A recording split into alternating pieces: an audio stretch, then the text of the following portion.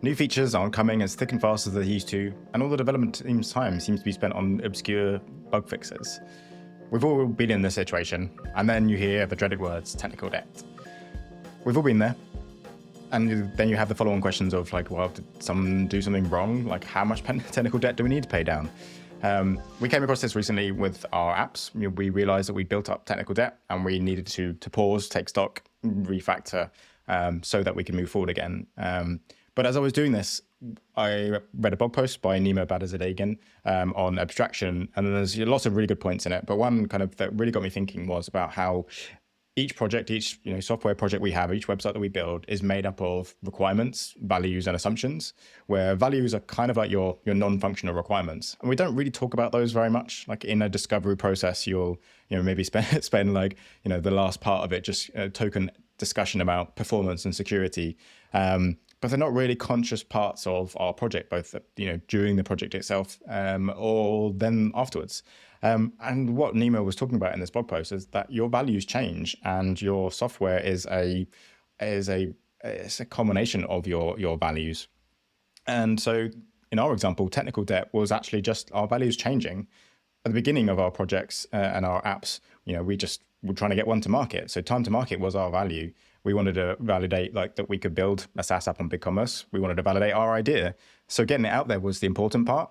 But now we're 8 apps on, and we've got lots of production stores using our apps. Our values are naturally completely different.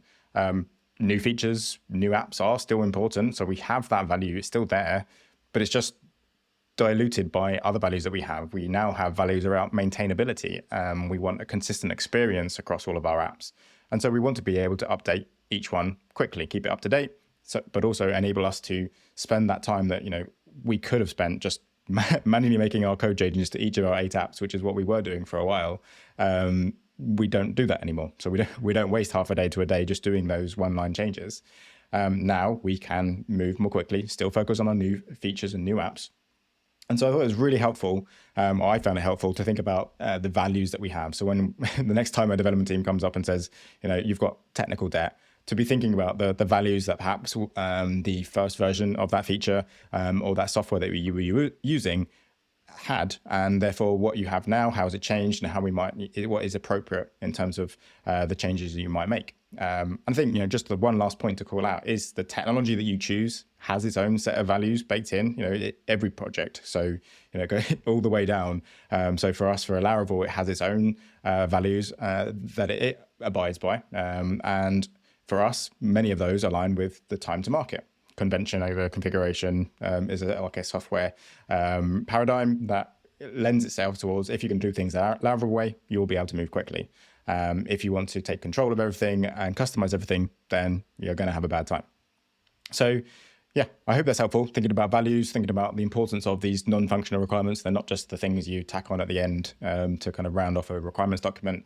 It can be useful to think how these mature as not only your business changes, but also each individual feature. I don't think it's uncommon for new features to prioritize time to market and then needing a bedding in period if we don't want to throw them away and we want to keep them. It's probably time to take another look at them to kind of finish them off, as it were.